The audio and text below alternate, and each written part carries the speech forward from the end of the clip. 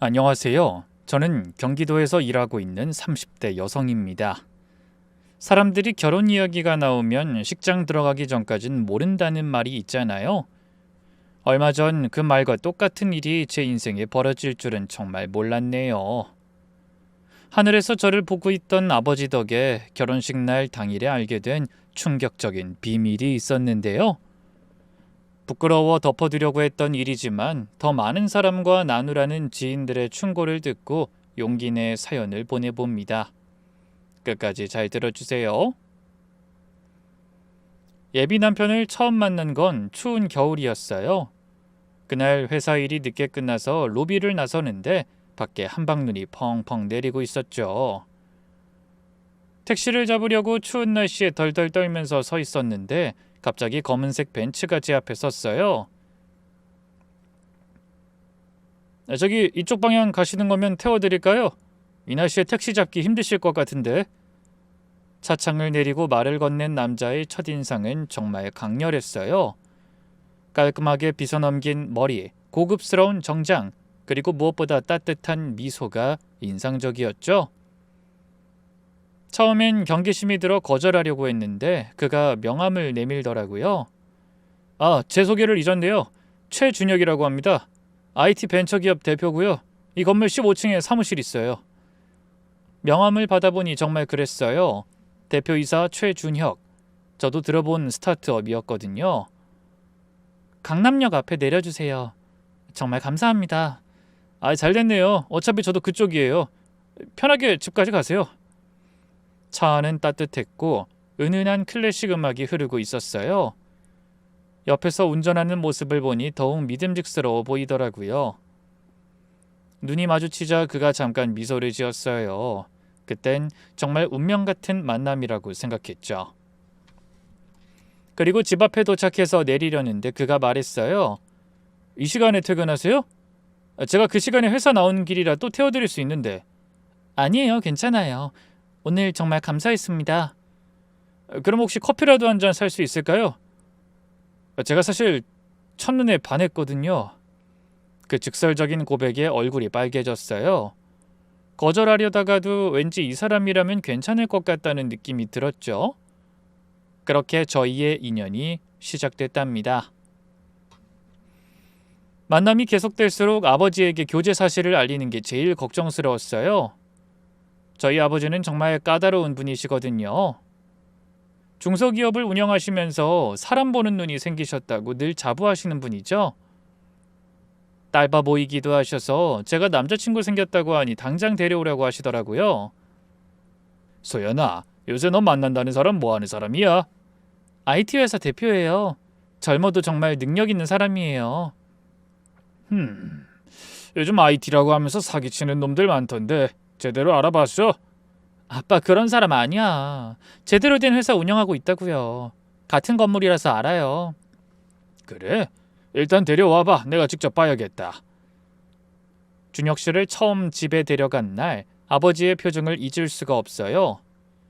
현관문을 열고 들어온 그 사람을 위아래로 훑어보더니 미묘한 표정을 지으셨거든요.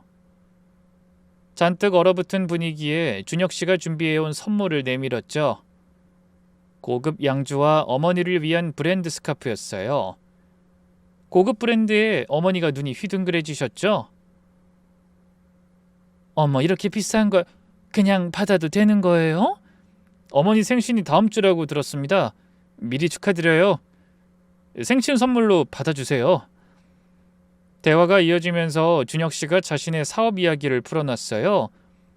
어떻게 회사를 시작했고 앞으로의 비전은 무엇인지, 특히 인공지능과 빅데이터를 활용한 새로운 프로젝트 이야기를 할 때는 정말 전문가다운 모습이었죠. 그런데 이상하게도 아버지는 계속 뭔가 탐색하는 듯한 눈빛이었어요. 부모님은 뭐 하시나? 아버지는 사업하시고요. 어머니는 5년 전에 돌아가셨습니다. 준혁 씨가 어머니 이야기를 하며 눈시울을 붉히자 아버지의 표정이 조금 누그러졌어요. 그날 저녁 식사를 마치고 준혁 씨가 돌아간 후 아버지가 말씀하셨어요. 소연아, 그 사람 뭔가 허전한 느낌이 드는구나. 허전하다뇨? 무슨 말씀이세요?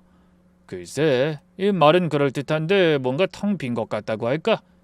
마치 남 얘기처럼. 아빠, 너무 의심하지 마세요. 정말 좋은 사람이에요. 다들 부러워하는걸요. 그래서 더 걱정이다. 너무 완벽해 보이는 사람일수록 조심해야 해. 아버지는 그 후로도 준혁 씨를 볼 때마다 알 수 없는 표정을 지으셨어요. 하지만 제가 행복해하는 모습을 보시고는 더 이상 뭐라 하지 않으셨죠. 딸바보로 사는 아버지의 마음이었을 거예요. 1년이 지났을 쯤 준혁 씨가 특별한 데이트를 하자고 했죠. 63빌딩 최상층 레스토랑을 예약했다고 하더라고요. 레스토랑에 도착했는데 이상하게 손님이 저희밖에 없었어요. 알고 보니 레스토랑 전체를 대관한 거였죠. 오늘 무슨 날이야? 기념일도 아닌데? 뒤이어 바이올린 연주자들이 들어오더니 제가 좋아하는 곡을 연주하기 시작했어요. 준혁 씨, 이게 다 뭐야? 설마 여길 다 빌린 거야? 얼마나 들었어? 돈은 중요하지 않아. 소연이가 기뻐하는 게 중요하지. 그래도 이건 너무... 잠깐만 기다려봐. 아직 시작도 안 했어. 그때 갑자기 불이 꺼지고 창밖으로 글자가 하나씩 떠오르더라고요. 소연아, 결혼해줘. 정말 영화 같은 순간이었죠. 그리고 천장에서는 장미꽃잎이 떨어지기 시작했어요. 준혁 씨가 무릎을 꿇고 반지를 꺼냈어요. 티파니 다이아몬드 반지였죠. 소연아, 난 처음 만난 순간부터 너였어. 네가 웃을 때마다 세상이 밝아지는 것 같았고 네가 울 때마다 내 가슴이 찢어지는 것 같았어. 평생 너만 사랑할게. 너만 바라볼게. 그러니까 나랑 결혼해 줄래? 눈물이 쏟아졌어요. 이렇게 화려하고 로맨틱한 프로포즈를 제가 받을 줄 몰랐거든요. 반지를 끼워주는 준혁 씨 손이 떨리고 있었어요. 그것마저 사랑스러워 보였답니다. 다음 날 친구들한테 자랑했더니 다들 부러워 죽겠다고 난리였어요. 야, 대박. 63빌딩 전체 되간? 그게 얼마야? 최소 몇천 원 들었겠다. 재벌이야 뭐야? 완전 드라마에 나오는 남자 주인공이잖아. 너 진짜 시집 잘 가는구나. 하지만 아버지는 여전히 걱정스러운 표정이었죠. 그렇게 돈을 물쓰듯 하고 사는 게 마음에 안 든다. 돈이 많은 건 좋지만 헤프게 쓰는 건 큰 문제야. 그리고 그 돈이 정말 자기 돈인지도 모르잖아. 아빠, 프로포즈니까 특별하게 한 거예요. 평소엔 검소해요. 그리고 회사도 잘 되고 있다니까요. 아직도 준혁 씨가 아빠 마음에 안 들어요? 회사가 잘 된다. 근데 왜 부모님 얘기는 없어? 뭐 아버지가 사업한다면서? 결혼 준비는 순조롭게 진행됐어요. 강남의 최고급 예식장을 예약했고 드레스도 청담동 유명 디자이너 샵에서 맞췄죠. 한 벌에 1,000만 원이 넘는 드레스였는데 준혁 씨는 그건 아무것도 아니라는 듯이 결제했어요. 그런데 결혼 준비를 하면서 이상한 점들이 하나둘 드러나기 시작했어요. 처음엔 대수롭지 않게 넘겼는데 지금 생각해보면 그때부터 뭔가 신호가 있었던 거죠. 준혁 씨 부모님은 언제 뵐 수 있어? 이제 상견례도 해야 하는데. 아버지가 해외 출장이 길어져서 싱가포르에서 사업을 시작해서 지금 큰 프로젝트 때문에 몇 년은 거기 계실 것 같아. 이럴 때 우리 엄마라도 있었으면 좋았을 텐데. 가족 이야기를 물을 때마다 씁쓸한 표정을 짓는 모습이 안쓰러워서 더 묻지 못했죠. 미안해, 자꾸 물어봐서. 그래도 인사 못 드리는 게 마음에 걸려. 아니야, 당연한 거지. 그래서 결혼 준비 내가 혼자 다 하는 거야. 아버진 사업일 아니면 관심도 잘 없고 뭐 어머닌 안 계시고 뭐 외롭지만 소연이가 있어서 괜찮아. 근데 다른 친척들은? 그래도 인사드릴 분들은 있을 텐데. 친척들은 다들 멀리 살아.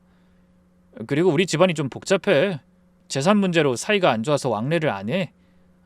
그렇구나. 그럼 하객은? 회사 사람들이랑 친구들 위주로 초대할게. 많진 않을 거야.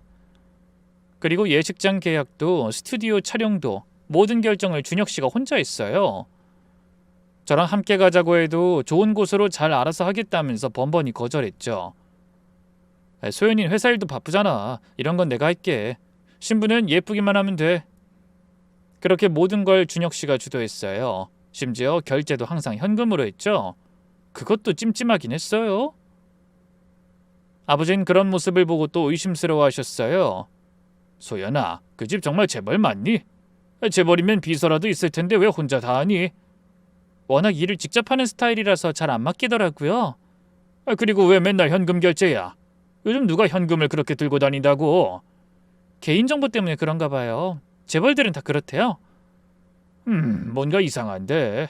내가 한번 알아봐야겠다. 얼마 뒤 아버지가 준혁 씨 회사를 몰래 찾아가셨대요. 나중에 어머니한테 들었는데 정말 번듯한 사무실이 있긴 했다고 하더라고요. 직원들도 있고 대표인 것도 맞고요. 그제야 아버지도 조금은 안심하신 것 같았어요. 하지만 여전히 석연치 않은 부분들이 있었죠. 준혁 씨가 가족 이야기만 나오면 화제를 돌린다든지 어린 시절 이야기를 거의 하지 않는다든지 그때는 그냥 아픈 기억이라 그런가 보다 했는데 학창 시절 친구도 한 명을 못 봤고요. 결혼식에 초대한다는 지인도 다 최근에 알게 된 사람들 뿐이었어요. 결혼식에 한 달도 채 안 남았을 때였죠.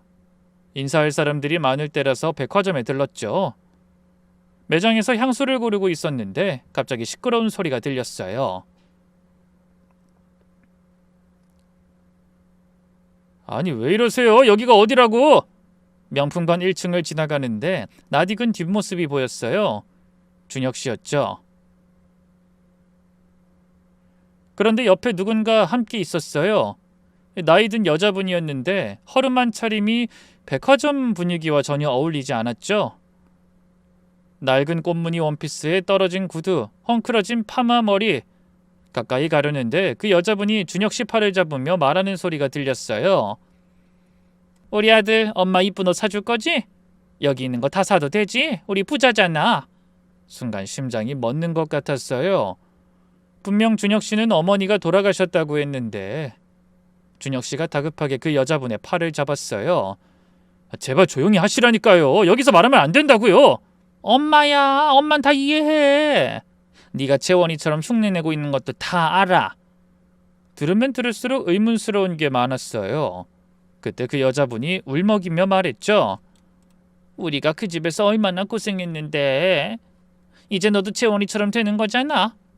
엄마도 회장 사모 되는 거고, 그치? 나 치료 잘 받고 나오면 다시 집으로 가는 거지.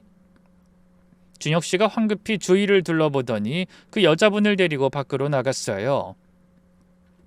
저는 기둥 뒤에 숨어서 그 모습을 지켜봤죠. 그들을 따라 나가봤더니 준혁 씨가 그 여자분을 구석으로 데려가 뭔가 열심히 설명하고 있었어요. 어머니 제발요. 여기서 이러시면 안 돼요. 병원으로 돌아가셔야 해요. 아, 나 병원 싫어. 우리 아들이랑 같이 살래. 이제 우리도 주인이야. 그 집 주인. 준혁 씨가 전화를 걸더니 누군가를 불렀어요. 10분쯤 후에 검은 차가 와서 그 여자분을 데려갔죠. 준혁 씨는 한참을 그 자리에 서서 머리를 감싸쥐고 있었어요. 혼란스러운 마음으로 집에 돌아와서 준혁 씨에게 전화했어요. 준혁 씨 오늘 뭐 했어? 뭐 하긴 똑같이 회사에서 일했지. 거래처 미팅도 있었고. 왜? 혹시 청담동 백화점 안 갔어? 잠깐 침묵이 흘렀어요. 아니 안 갔는데 왜? 거짓말하지 마. 내가 아까 봤어. 어떤 아주머니랑 같이 있는 거. 준혁 씨 목소리에서 당황한 기색이 역력했어요. 그 아주머니 누구야? 당신한테 우리 아들 이러면서 팔까지 잡던데? 준혁 씨가 깊은 한숨을 쉬었어요. 사실 우리 회사 청소하시는 아주머니야. 날 아들로 착각하시는 분이야. 청소 아주머니가? 내가 예전에 몇 번 친절하게 대해드렸더니 그때부터 날 아들이라고 부르시더라고. 오늘도 우연히 백화점에서 만났는데 갑자기 그러셔서. 어르신이 정신이 오락가락하는데 어떻게 뿌리치겠어. 일단 진정시켜서 택시 태워드렸어. 불쌍한 분이야. 그리고 저녁에 만났을 때도 눈치를 살피며 조심스럽게 물어봤어요. 준혁 씨, 당신 정말 어머니가 안 계신 거 맞지? 갑자기 왜 그래? 5년 전에 돌아가셨다니까, 위암으로. 병원에서 3개월 투병하다가 준혁 씨가 제 손을 꼭 잡으며 말했어요. 소연아, 어머니가 널 보내준 것 같아. 좋은 여자 만나서 행복하게 살아 그러셨거든. 그 진심 어린 표정에 의심이 누그러졌어요. 내가 너무 예민했나 싶었죠. 하지만 그날의 그 장면은 계속 마음에 걸렸답니다. 특히 낯선 이름과 흉내낸다는 말이 걸렸죠. 그날 이후로 저는 불안했어요. 그런 제 모습을 아버지가 눈치채신 것 같아요. 소연아, 너 요즘 왜 그래? 얼굴이 반쪽이 됐네. 결혼 앞두고 우울해? 아니에요, 아빠. 그냥 좀 피곤해서. 뭔가 걱정되는 거 있으면 말해. 아직 늦지 않았어. 결혼은 신중해야 하는 거야. 아버지 말씀에 결국 털어놨어요. 백화점에서 본 일을 말이죠. 그 여자가 준혁이를 아들이라고 불렀다고? 네. 그리고 재원이란 이름도 나왔어요. 준혁 씨가 뭔 재원이 흉내를 낸다고. 그게 누구지? 외동이라고 하지 않았어? 모르겠어요. 근데 준혁 씨 말로는 회사에서 알던 청소부 아주머니래요. 내가 알아볼게. 넌 결혼 준비에만 신경 써. 그 문제는 아빠가 처리할게. 아버진 그날로 사립탐정을 고용하셨대요. 나중에 안 일이지만 돈을 꽤 많이 들여서 유명한 흥신소에 맡겼다고 하더라고요. 대기업 뒷조사도 많이 한다는 곳이었죠. 며칠 후 아버지가 심각한 표정으로 절 부르셨어요. 소연아, 이 준혁이가 매일 아침 강남 어느 대저택에 간다는데 알고 있니? 대저택이요? 처음 듣는데? 아니야, 이 청담동 주택가의 큰 저택이래. 매일 아침 7시에 가서 저녁 늦게 나온대. 이상했어요. 준혁 씨는 분명 회사에 출근한다고 했거든요. 그리고 그 집에서 운전기사 일을 하는 것 같다던데. 운전기사요? 그럴 리가요. 준혁 씨 IT 회사 대표예요. 아빠가 회사도 확인하셨잖아요. 그래, 회사는 있어. 하지만 실제 운영이 제대로 되는지는 의문이란다. 나도 믿기지 않아서 더 확실히 알아보라고 했어. 특히 그 재원이라는 사람이 누군지. 며칠만 더 기다려보자. 그 며칠이 지옥 같았어요.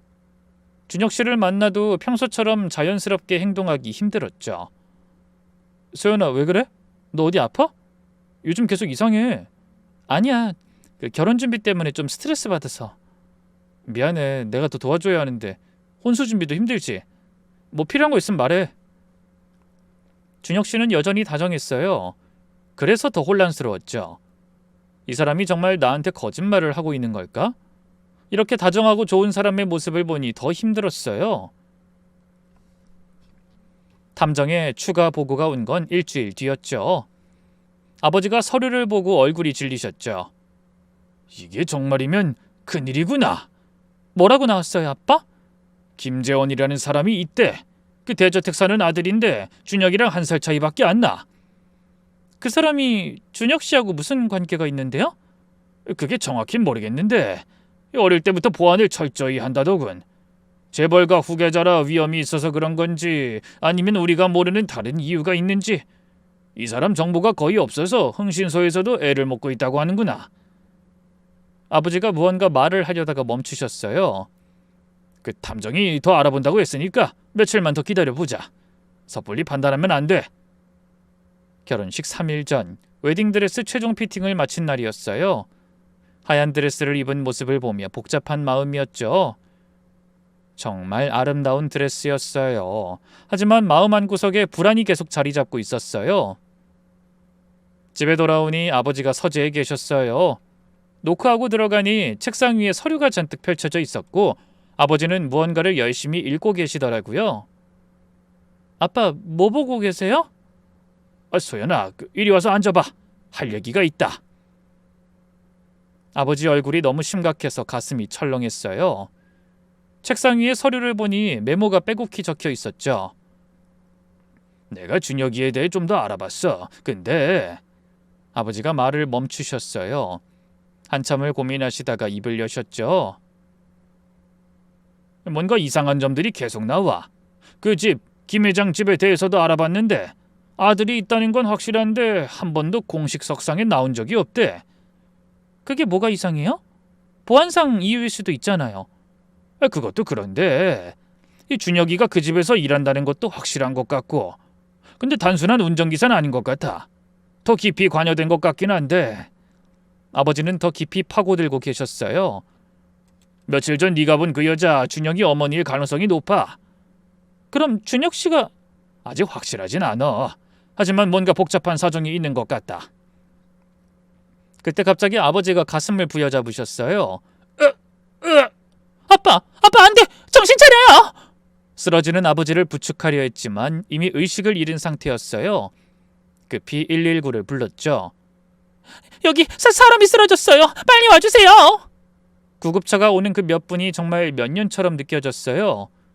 어머니도 놀라서 달려오셨고 우리는 아버지를 따라 병원으로 갔죠. 하지만 병원 도착 전에 아버지는 구급차에서 숨을 거두셨어요. 급성 심근경색이었대요. 너무나 큰 스트레스를 받으셔서 심장이 견디지 못한 거였죠. 믿을 수가 없었어요. 방금까지 절 걱정하시던 아버지가 이렇게 갑자기 떠나다니. 제 결혼식도 못 보고 이렇게 아버지가 허망하게 떠날 거라고는 상상도 못했어요. 아버지 장례식장은 눈물바다였어요. 회사 직원들, 거래처 사장님들, 친척들 많은 분들이 오셔서 아버지를 추모해 주셨죠. 준혁이도 상주 자격으로 함께 있었어요. 예비 사위니까요. 소연아 힘내. 이제 당신 옆에 내가 있잖아.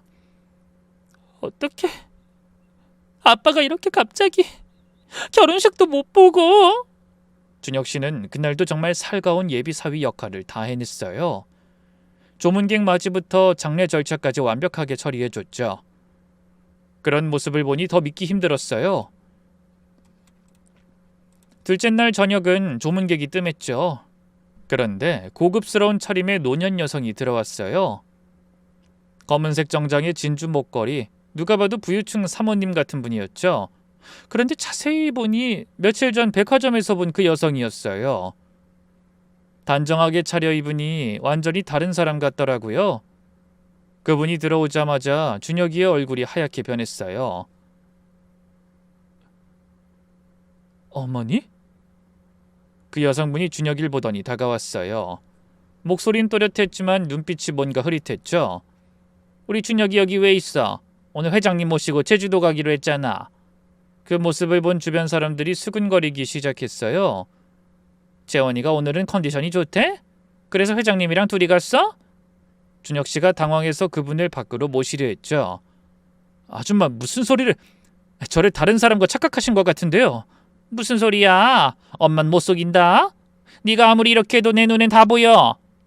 그때 그분이 절 보더니 말했어요. 어머, 이 아가씨가 그 며느리가 되는 사람이구나. 너 정말 회장님 아들 되는 거야? 순간 장례식장이 얼어붙었어요. 준혁 씨가 그분을 거의 끌다시피 해서 밖으로 데리고 나갔죠. 10분쯤 지나 준혁이가 돌아왔어요. 땀을 뻘뻘 흘리고 있었고 옷깃도 헝클어져 있었죠. 소연아, 방금 그분 오해하지 마. 저번에 말한 회사 청소하시는 아주머니 알지? 가끔 정신이 오락가락하셔서 날 아들로 착각하시는 분이야. 아, 난처해 죽을 뻔했네. 정말? 근데 회장님 얘기까지 하던데? 그 아주머니가 예전에 어느 회장님 댁에서 일했는데 그때 기억이 있어서 그래. 더듬거리며 말하는 것부터 거짓말이라는 걸 알았어요. 하지만 아버지 장례식장에서 더 큰 소동을 만들고 싶지 않아서 참았죠. 장례를 마치고 집에 돌아왔어요. 정신없이 며칠을 보냈더니 어느새 결혼식이 이틀 앞으로 다가왔죠.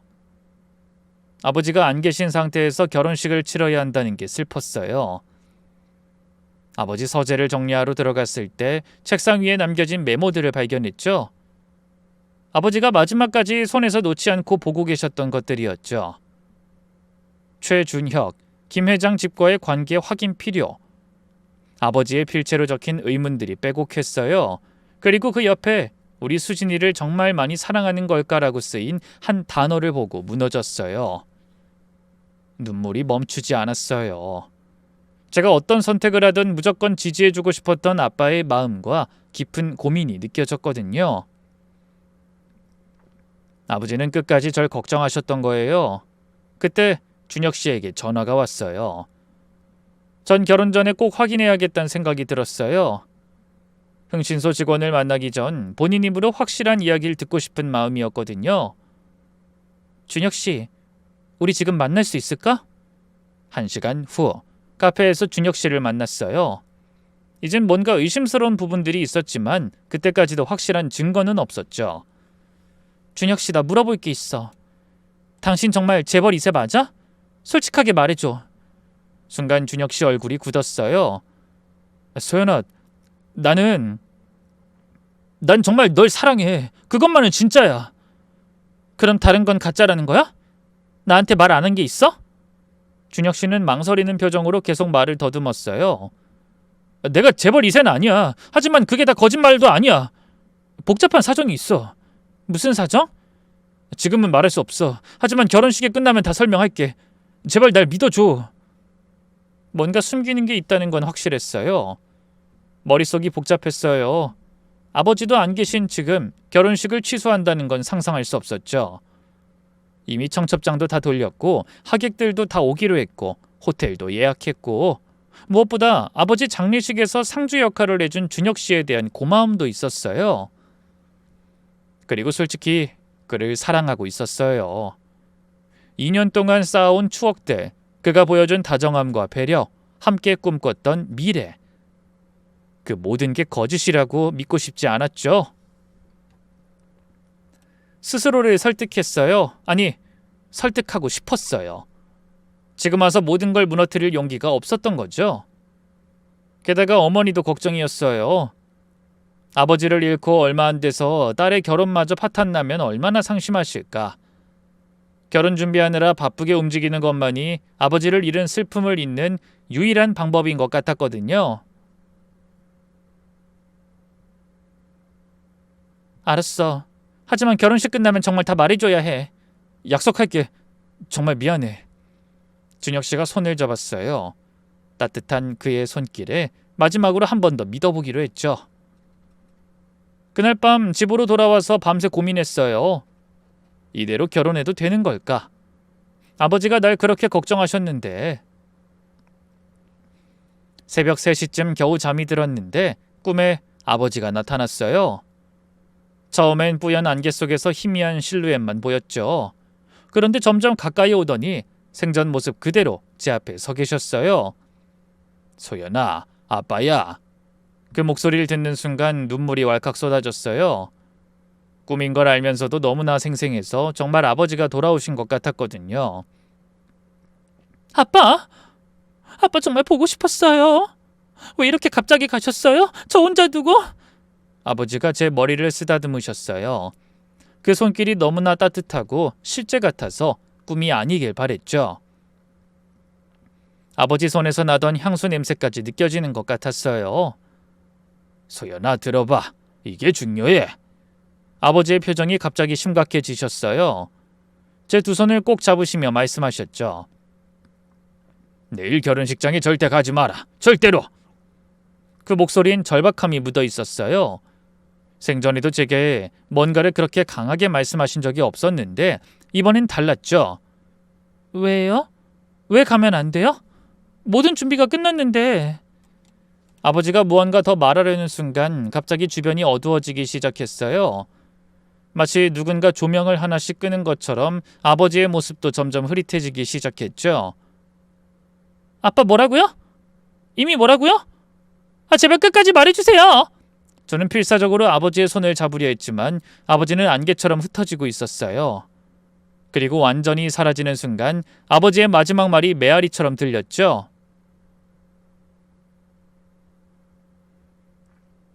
조심해라. 그 여자를. 아버지가 사라진 자리에 갑자기 웨딩드레스를 입은 누군가가 나타났어요. 얼굴은 검은 면사포에 가려져 있어서 볼 수 없었지만 드레스는 너무나 낡고 누렇게 변색돼 있었죠. 마치 수십 년은 된 것 같은 박물관에서나 볼 법한 드레스였어요. 그 여자가 천천히 면사포를 들어 올렸어요. 순간 소스라치게 놀랐죠. 제 얼굴이었어요. 아니, 정확히는 늙은 제 모습이었어요. 주름이 가득하고 백발이 성성한 노인이었죠. 그 늙은 모습의 여자가 섬뜩한 웃음을 지으며 다가왔어요. 손톱은 길게 자라 있었고 드레스에선 곰팡이 냄새가 났죠. 저는 비명을 지르며 소스라치게 놀라 깨어났어요. 온몸이 식은땀으로 젖어 있었고 심장이 터질 것처럼 뛰고 있었죠. 시계를 보니 새벽 5시, 창밖은 아직 칠흑같이 어두웠지만 오늘이 결혼식 날이라는 게 실감났어요. 침대 옆 협탁에 놓인 아버지 사진을 봤어요. 장례식 때 쓴 영정사진이었죠. 아버지가 환하게 웃고 계셨지만 왠지 그 눈빛이 걱정스러워 보였어요. 아빠, 정말 가면 안 되는 거예요?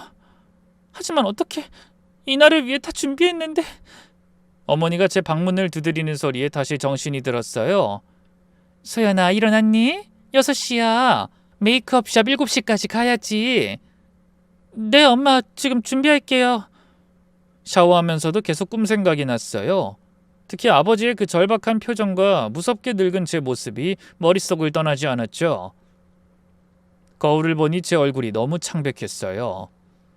어머니가 준비해 주신 아침을 먹으려 했지만 목에서 넘어가지 않았어요. 소연아, 왜 안 먹어? 오늘 힘든 날인데 먹어야지. 엄마, 너무 긴장돼서 그래요. 못 먹겠어요. 어머니의 눈가가 붉어지셨어요. 아빠가 없어서 서운하지? 엄마도 마음이 너무 아파. 아빠가 그렇게 기다리던 날인데. 그래도 하늘에서 지켜보실 거야. 분명 우리 딸 예쁜 모습 보고 계실 거야. 메이크업샵에 도착하니 이미 다른 신부들이 와서 준비를 하고 있었죠. 다들 행복한 표정이었는데 저만 불안에 떨고 있었어요. 신부님, 얼굴이 너무 창백하신데 괜찮으세요? 아니에요. 어제 잠을 못 자서 그래요. 긴장돼서요. 그때 준혁 씨에게 문자가 왔어요. 소연아, 오늘이야. 드디어 우리가 부부가 되는 날. 너무 행복해. 사랑해. 평소 같으면 달콤한 문자였겠지만 오늘은 왜인지 불안하게 느껴졌어요. 저는 결혼 전 정말 마지막이라는 생각으로 전화를 걸어서 물었죠. 정말 결혼식 끝나면 나한테 숨기는 거 없이 다 말해줄 거지? 약속했어? 아니, 당연하지. 왜 그래? 목소리가 너무 안 좋은데 무슨 일 있어? 아니, 그냥 불안해서. 아빠도 안 계시고. 알아, 나도 마음이 아파. 하지만 내가 있잖아. 오늘부터 내가 당신을 지켜줄게. 그 말이 왜 그렇게 공허하게 들렸을까요? 예식장에 도착해보니 로비에는 저희 결혼을 축하하는 화환들이 줄지어 있었어요. 그런데 이상한 점을 발견했어요. 신부 측 화환은 빼곡히 들어차 있었는데 신랑 측 화환은 겨우 서너 개뿐이었던 거예요. 그것도 회사 이름으로 된 것 하나. 나머지는 누군지 모를 사람들 이름이었죠. 신부 대기실로 들어가니 친구들이 기다리고 있었어요. 야, 소연아, 와, 진짜 예쁘다. 완전 여신이야. 야, 드레스 진짜 대박이다. 이거 얼마짜리야? 친구들의 부러움 섞인 감탄사가 이어졌지만 전 계속 불안했어요. 창밖으로 내다보니 하객들이 속속 도착하고 있었는데 뭔가 이상했어요. 복도로 나가니 준혁 씨가 서 있었어요. 턱시도를 입은 모습은 여전히 멋있었지만 얼굴이 창백했고 이마엔 땀이 송골송골 맺혀 있었죠. 손을 계속 주머니에 넣었다 뺐다 하면서 안절부절 못하는 모습이었어요. 준혁 씨, 무슨 일이야? 왜 이렇게 얼굴이 하얘? 소연아, 혹시 오늘 이상한 사람 본 적 없어? 목소리가 불안함에 떨리고 있었어요. 눈은 계속 주위를 두리번거렸고요. 이상한 사람? 누굴 말하는 거야? 아니, 그냥 혹시 누가 찾아왔나 해서. 누가 찾아와? 준혁 씨, 제발 지금이라도 말해줘. 난 정말 괜찮아. 준혁 씨가 제 손을 잡았어요. 손이 차갑고 축축했죠. 그냥 긴장돼서 그래. 너무 행복해서 불안한가 봐. 이런 행복이 계속 될까 봐. 그는 제 이마에 가볍게 입을 맞추고 급하게 사라졌어요. 뭔가 쫓기는 사람처럼 보였죠. 신부 대기실로 돌아와서 창밖을 내다봤어요. 어머니도 걱정스러운 표정이셨어요. 아까 보니까 신랑 측 어른도 안 오신 것 같던데. 아버지가 해외에 계신다고 했지? 네, 결혼식 직전에 오신다고 했는데 아직 안 오셨나 봐요. 그때 밖에서 웅성거리는 소리가 들렸어요. 창문을 열고 내다보니 검은색 마이바흐가 도착했어요. 운전기사가 먼저 내려서 뒷문을 열어주니 나이든 신사 한 분이 내렸죠. 고급스러운 검은 정장에 은발이 단정하게 빗겨져 있었어요. 누가 봐도 상당한 지위에 있는 분처럼 보였죠. 그 뒤로 젊은 남자가 한 명 더 내렸는데 얼굴이 보이지 않았어요. 두 사람은 나란히 예식장으로 들어갔죠. 신부님, 이제 입장 준비하셔야 해요. 5분 후에 시작합니다. 뭔가 찜찜했지만 이미 식은 시작되고 있었어요. 결혼 행진곡이 울려 퍼지기 시작했죠. 어느새 파이프 오르간 소리가 예식장을 가득 채웠어요. 어릴 때부터 꿈꿔온 순간인데 왜 이렇게 마음이 무거운지 아버지 대신 삼촌이 제 팔을 잡고 함께 입장했어요. 삼촌도 눈시울이 붉어지셨죠. 소연아, 형님이 못 보셔서 얼마나 아쉬워하실까?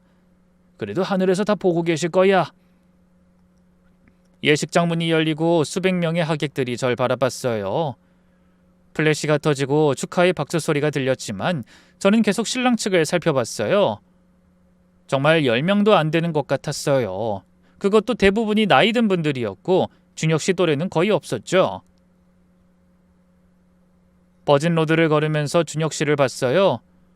단상에 서서 절 기다리고 있었는데 웃고는 있었지만 표정이 굳어 있었죠. 계속 입구 쪽을 신경 쓰는 것 같았어요. 마치 누군가 들어올까봐 두려워하는 것처럼요. 주례 선생님이 자리에 오르셨어요. 아버지 회사 거래처 사장님이셨죠. 오늘 이 아름다운 두 사람의 결혼을 축복하기 위해 이 자리에 모인 여러분. 주례사가 시작됐지만 준혁 씨는 계속 불안해 보였어요. 손을 몇 번이고 쥐었다 피기를 반복하고 발을 계속 움직였죠. 옆에서 보니 목 뒤로 땀이 줄줄 흐르고 있었어요. 이제 혼인서약을 하겠습니다. 신랑 최준혁 씨, 신부 박소연 씨를 아내로 맞이하여. 그의 눈에는 사랑도 있었지만 그보다 더 큰 두려움이 보였죠. 그때였어요. 쿵 소리와 함께 갑자기 예식장 문이 크게 열렸어요. 모든 사람의 시선이 입구로 향했죠. 그리고 저는 제 눈을 의심했어요. 웨딩드레스를 입은 여자가 유유히 들어왔거든요. 그것도 40년은 된 것 같은 낡고 누런 웨딩드레스를 입고요. 레이스는 찢어지고 헤어져 있었고 치마 끝자락은 시커멓게 변해 있었죠. 가슴 부분의 진주 장식들은 대부분 떨어져 나가 실만 남아 있었어요. 머리에는 면사포까지 쓰고 있었는데 그것도 너무 오래되어 누렇게 변해 있었어요. 저 사람... 그 여자가 한 발 한 발 안으로 들어올 때마다 하객들은 숨을 죽였어요. 마치 공포영화 한 장면처럼 시간이 멈춘 것 같았죠. 모든 사람이 숨을 죽이고 그 여자를 봤어요. 자세히 보니 바로 며칠 전 장례식장에 왔던 그 여자는 바로 준혁 씨의 어머니였어요. 안 돼, 안 돼, 절대 안 돼! 그 여자의 목소리가 예식장을 가득 채웠어요. 날카롭고 절박한 외침이었죠. 신부는 나야. 내가 진짜 신부라고! 예식장이 순식간에 아수라장이 됐어요. 하객들이 웅성거리기 시작했고 몇몇 사람들은 휴대폰을 꺼내 촬영을 시작했죠. 어머니가 놀라서 자리에서 일어났고 삼촌은 당황해서 어찌할 바를 몰라 했어요. 하객들의 웅성거림이 점점 더 커졌어요. 누가 좀 끌어내야 하는 거 아니야? 뭐야 저 사람? 신랑 어머니 맞아? 정신병자 아니야? 준혁 씨의 어머니가 계속 외쳤어요. 비켜 내 자리야! 40년 전에 회장님이 나한테 청혼했어. 분명히 그렇게 말했다고! 어머님은 드레스 자락을 들어올리며 빠른 걸음으로 다가왔어요. 예식장 중앙 통로를 지나면서 양옆에 꽃장식을 쓰러뜨리기까지 했죠. 가까이서 보니 더욱 충격적이었죠. 화장을 짙게 했는데 엉망이었어요. 립스틱은 입술 밖으로 번져 있었고 아이섀도는 뭉쳐져 있었죠. 마치 어린아이가 엄마 화장품을 가지고 장난친 것처럼요. 우리 준혁이는 회장님 아들이야. 나랑 결혼하면 진짜 회장님 아들이라고. 준혁 씨의 얼굴은 하얗다 못해 파랗게 질려 있었어요. 마치 유령을 본 것처럼 온몸이 경직돼 있었죠. 입술이 파르르 떨리고 있었고 이마에 식은땀이 줄줄 흐르고 있었어요. 어머니 어떻게 여기서 이러시면 안 돼요. 그는 어머니의 팔을 잡으려 했지만 그녀는 격렬하게 뿌리쳤어요. 만지지 마! 너도 나쁜 놈이야. 왜 안 돼? 네가 재원이 행세하는 거 다 알아. 맨날 재원이 옷 입고 재원이 차 타고 재원이인 척하잖아. 어머니는 갑자기 절 가리키며 소리쳤어요. 너! 네가 감히 거기 서 있는 가짜 신부! 내려와! 당장 내려오라고! 저는 얼어붙어 움직일 수가 없었어요. 이게 현실인지 악몽인지 분간이 안 됐죠. 저를 향해 다가오자 준혁 씨가 필사적으로 막았지만 그녀의 힘은 놀라울 정도로 셌죠. 어머니 안 돼요. 제발! 그때 그 어머니가 신랑 측 하객 쪽을 돌아봤어요. 그리고 누군가를 발견한 듯 눈을 크게 뜨고 손가락으로 가리켰죠. 회장님 거기 계셨네요. 우리 회장님. 김 회장의 목소리는 침착했지만 얼굴엔 당혹감이 역력했어요. 회장님 저 알아보시죠? 저예요, 박숙자요. 회장님 집에서 40년 일한 숙자. 매일 우리 회장님 밥도 제가 다 해드리고 빨래해드리고 청소했잖아요. 저 좋아하셨잖아요. 제가 없으면 집이 너무 허전하다고도 하셨고요. 제가 아까 본 그 나이든 신사가 일어섰어요. 정말 김 회장이었죠. 김 회장은 애써 침착하게 행동하려 했지만 표정은 난감해 보였어요. 박 여사 정신 차리세요. 여긴 준혁의 결혼식장입니다. 준혁 씨 어머니가 김 회장에게 다가가려 했지만 위험을 느낀 경호원들이 막았었어요. 비켜! 회장님은 날 알아! 우리 결혼하기로 했잖아요. 근데 회장님 어머니가 반대를 해서 우리가 어쩔 수 없이 이렇게. 하지만 회장님 우리 마음은 그대로잖아요. 김 회장이 한숨을 쉬며 말했어요. 박 여사 그런 일은 없었습니다. 당신은 우리 집 직원이었을 뿐입니다. 거짓말! 거짓말이야! 회장님이 내가 꼭 필요한 사람이라 그랬잖아요. 이게 사랑 고백 아니면 뭐예요? 나 이제 평생 회장님 곁에 있어드릴 거예요. 그러더니 갑자기 무릎을 꿇었어요. 순간 정신이 돌아온 듯한 표정이었어요. 회장님, 이제라도 진실을 말해주세요. 우리 준혁이가 재원이라고. 준혁이가 재원이 대신 결혼하는 거잖아요. 맨날 그랬잖아요. 재원이 대신 학교도 가고 재원이 대신 학원도 가고 재원이 대신 회사도 다 가고. 왜 근데 우리 준혁이는 안 돼요? 그때 김 회장 옆에 있던 젊은 남자가 일어섰어요. 그가 바로 진짜 김재원이었죠. 키가 크고 단정한 외모였는데 준혁 씨와는 닮은 구석이 하나도 없었어요. 그리고 표정도 차분했고 전혀 이상해 보이지 않았죠. 아주머니 그만하세요. 오늘은 준혁이 형 결혼식이잖아요. 이러시면 안 된다고요. 그 남자가 나서서 말리기까지 했지만 그럴수록 어머니는 더욱 흥분했어요. 네가 가짜야. 우리 준혁이가 진짜라고. 준혁이가 1등하면 넌 꼴등이었잖아. 내가 우리 아들 어떻게 키웠는데 그 집에서 종처럼 일했어. 손이 다 망가지도록 빨래하고 무릎이 다 닳도록 바닥 닦고. 그런데 아무것도 없어. 우린 아무것도 아니래. 준혁 씨가 무릎을 꿇고 어머니 옆에 앉았어요. 그의 눈에서도 눈물이 흐르고 있었죠. 어머니 제발 그만하세요. 제가 잘못했어요. 제가 다 잘못했어요. 어머니를 이렇게 만든 것도 저예요. 제가 거짓말했어요. 제가 가짜예요. 눈물을 흘리며 애원하는 준혁 씨 모습이 너무나 처절해서 예식장에 있던 모든 사람이 숨을 죽였죠. 그리고 동시에 모든 상황이 명확해졌죠. 준혁 씨가 숨겨왔던 비밀이, 아버지가 걱정하셨던 이유가, 꿈에서 경고하신 의미가 무엇이었는지요. 하지만 준혁 씨의 어머니는 멈추지 않았어요. 오히려 목소리가 더 커졌죠. 20년을 내가 그 집 파출부로 하녀로 살았다고. 난 하녀여도 우리 아들은 도련님이야. 회장님 아들이라고. 그러니까 회장님 나랑 빨리 결혼해요. 그래야 우리 애가. 김 회장이 한숨을 쉬며 앞으로 나왔어요. 박 여사 제발 그만하세요. 준혁이가 불쌍하지도 않습니까? 자식 앞에서 이러시면. 불쌍한 건 나야. 당신이 나도 버리고 내 아들은 당신 아들 그림자로 만들었잖아요. 그 여자가 갑자기 가방에서 뭔가를 꺼냈어요. 오래된 사진들이었죠. 봐요. 이거 봐요. 준혁이랑 재원이 똑같은 옷 입고 있죠. 똑같은 가방 메고 있죠. 왜? 왜 그랬는지 알아요? 준혁이가 재원이 대신 학교 가야 해서. 재원이는 집에 숨어있고 준혁이가 대신 갔어요. 사진들이 바닥에 흩어졌어요. 정말로 어린 준혁 씨와 재원 씨가 같은 교복을 입고 있는 사진들이었죠. 김 회장이 하객들을 향해 말했어요. 죄송합니다. 오늘 이런 일이 일어나서. 그 사실을 말씀드리자면 최준혁 군은 저희 집 직원의 아들이 맞습니다. 어린 시절부터 저희 집에서 함께 자랐고 제 아들 재원이와 각별한 사이였습니다. 하객들이 더욱 술렁거렸어요. 그 뒤에 회장 아들이 조용히 말을 이었죠. 저는 어릴 때부터 남들 앞에 나서는 게 싫었습니다. 집안 사정상 밖에 나가는 것도 꺼려했고요. 그래서 가끔 준혁이가 저 대신 행사에 참석하곤 했습니다. 처음엔 단순한 부탁이었는데. 회장 아들이 준혁 씨를 바라봤어요. 시간이 지나면서 준혁 씨가 점점 제 삶을 살기 시작했습니다.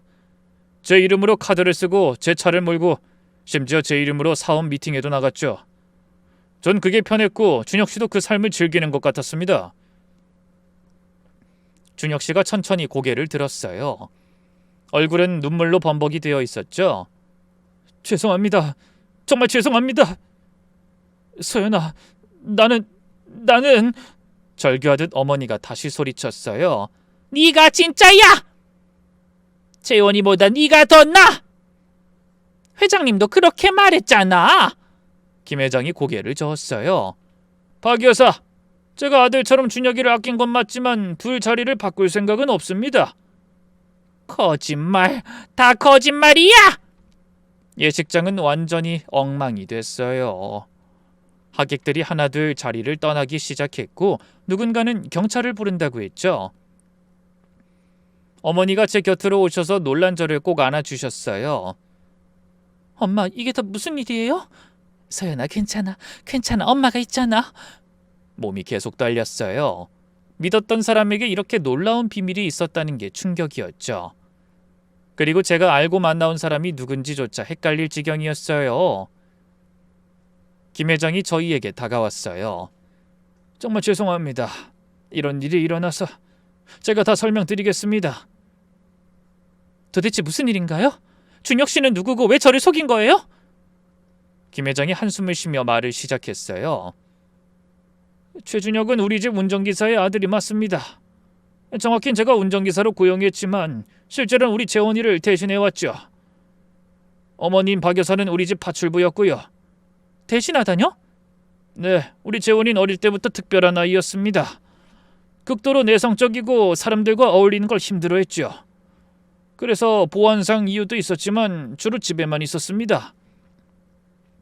회장 아들이 다가와서 말했어요. 저는 사람들 앞에 나서는 게 공포였어요. 그래서 준혁 씨가 대신 나가줬죠. 학예회도 입학식도 심지어 선자리도. 준혁 씨가 제 자리를 대부분 대신해주면서 살아왔어요. 김 회장이 말을 이었어요. 처음엔 단순히 우리 재원이를 도와주는 것이었는데 시간이 지나면서 준혁이가 점점 그 역할에 빠져들었습니다. 급기야 자신이 진짜 김재원인 것처럼 행동하기 시작했죠. 왜 근데 그걸 알고도 그냥 두신 거예요? 솔직히 말씀드리면 편했습니다. 준혁이가 있으면 재원이를 완벽하게 숨길 수 있었고 사업상으로도 문제가 없었으니까요. 근데 준혁이가 당신과 결혼한다고 했을 때 이건 선을 넘는 거라고 생각했습니다. 하지만 이미 너무 깊이 엮여 있어서, 그리고 준혁이 어머니가 정신병원에서 나온 후로는 더욱 통제가 어려워졌죠. 준혁 씨 어머니가 여전히 울부짖고 있었어요. 아니야, 준혁인 김재원이야. 진짜야. 내 아들은 회장님 아들이야. 경찰이 도착해서 준혁 씨 어머니를 진정시키려 했지만 쉽지 않았어요. 결국 의료진이 와서 진정제를 놓고 병원으로 이송했죠. 준혁 씨는 어머니를 따라갔고 결혼식은 완전히 엉망이 되어 취소됐어요. 그날 밤 호텔로 돌아와서 정리를 하고 있었어요.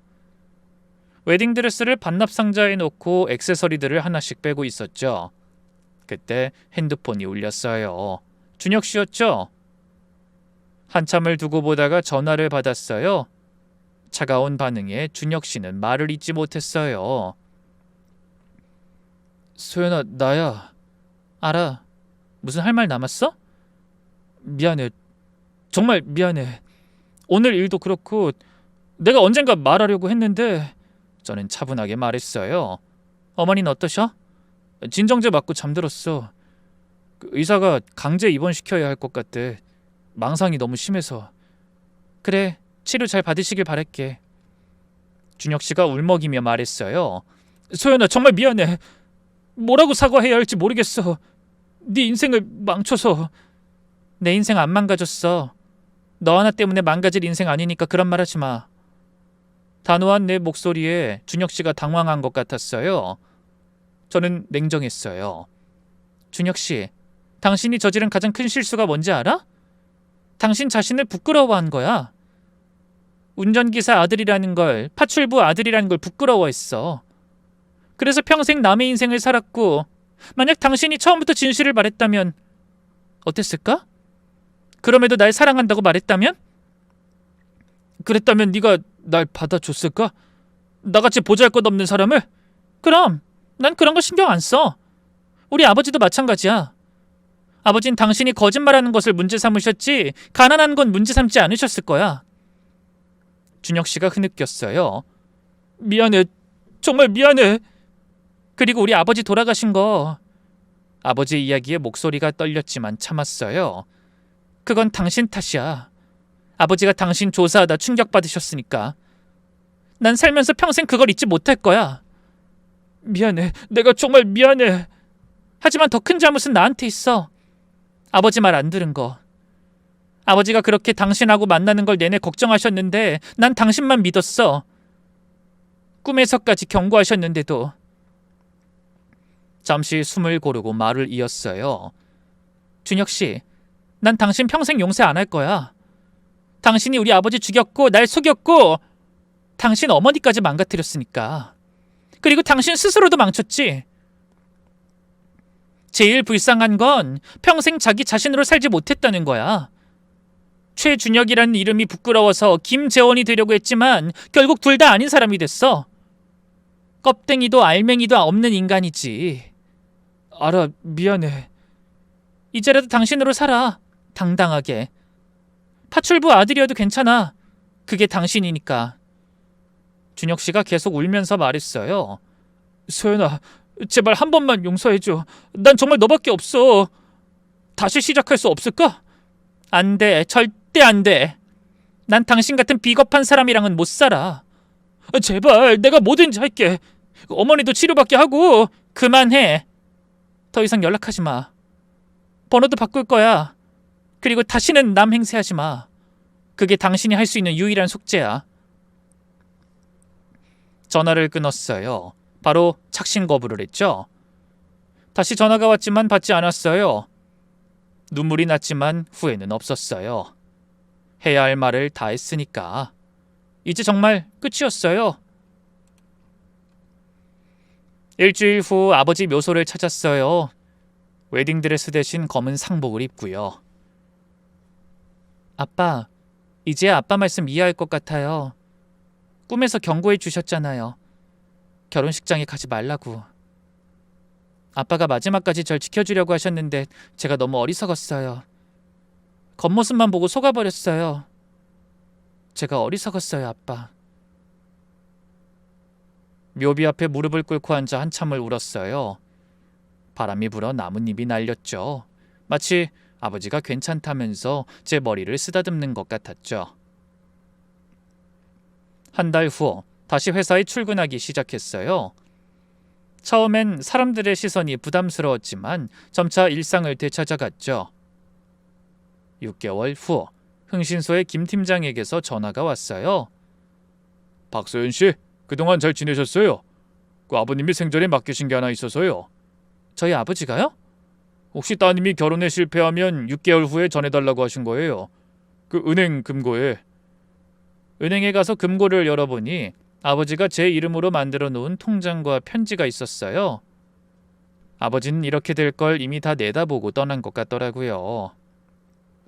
죽어서도 딸을 지키려는 아버지의 사랑이 가슴 깊이 느껴졌죠. 그 돈은 어머니가 카페를 차리시는 비용으로 드렸어요. 다행히 아버지가 떠나신 후에도 빈자리 느끼지 않고 활기차게 지내는 모습을 보면 안도가 돼요. 그리고 가끔 생각해요. 그 일이 없었다면 전 평생 가짜와 함께 살았을 거라고. 아버지의 경고가 없었다면 진짜 행복을 찾지 못했을 거라고 말이죠. 인생은 참 묘해요. 가장 아픈 상처가 가장 큰 가르침이 되고 가장 큰 실패가 가장 좋은 시작이 되니까요. 아버지 덕에 배운 그 사람의 뿌리를 봐야 한다는 거였어요. 비록 여러분들에게는 결혼식장에서 엄청난 일을 겪은 제 실패를 들려드리게 됐지만 저는 이 일을 지금은 더 좋은 시작으로 사람 보는 방법을 얻게 된 날이라고 생각하면서 살고 있어요. 부디 저에게 좋은 응원을 많이 보내주셨으면 좋겠습니다. 이만 마칠게요.